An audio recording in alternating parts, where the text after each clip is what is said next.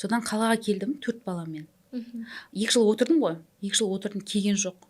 Содан әкем айтты, қой болды, ана үйді сат та, барып қалаға көш.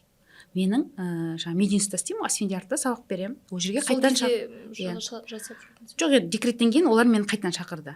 Кел, зав кафедраға жұмыс береміз, нормаль зарплата береміз.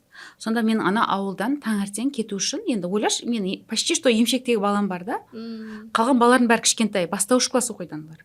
Барып келу үшін мен 36 километр, әрі 36 километр былай жүреді екенмін.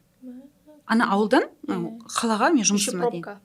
Или 18-ден ба, ұмытып қалдым, короче. В общем, осынша жасауым керек. Еще сен білесің, ол жақтан былай пробка қалаға келу қазанда. Шығу да пробка.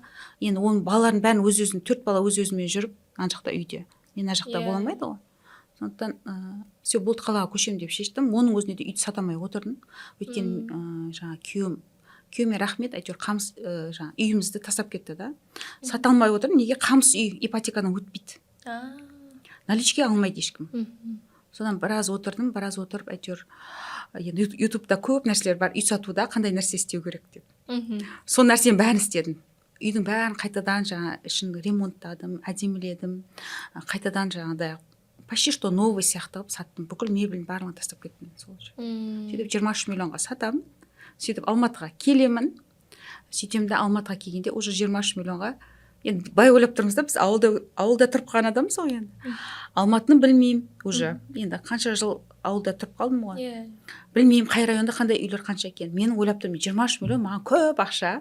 Мен қазір 4 балама 4 бөлмелі үй бар. Центрда деп қоясың ғой. Сонда үй аламын дейсің ғой енді. Содан какой-то менің ақшам 23 миллион үйді сатқан үй ақшам 1 бөлмелі үйге де келмейді ақша.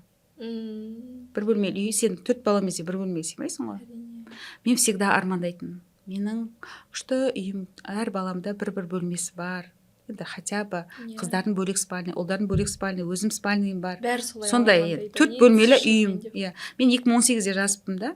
Осы мен Бостандық ауданында 4 бөлмелі үйім бар деп жазыппын. 2023-те соны алдым аяғымда. Сол арман. Жазу техникасының құдіреті. Ол визуализация всегда жұмыс істейді.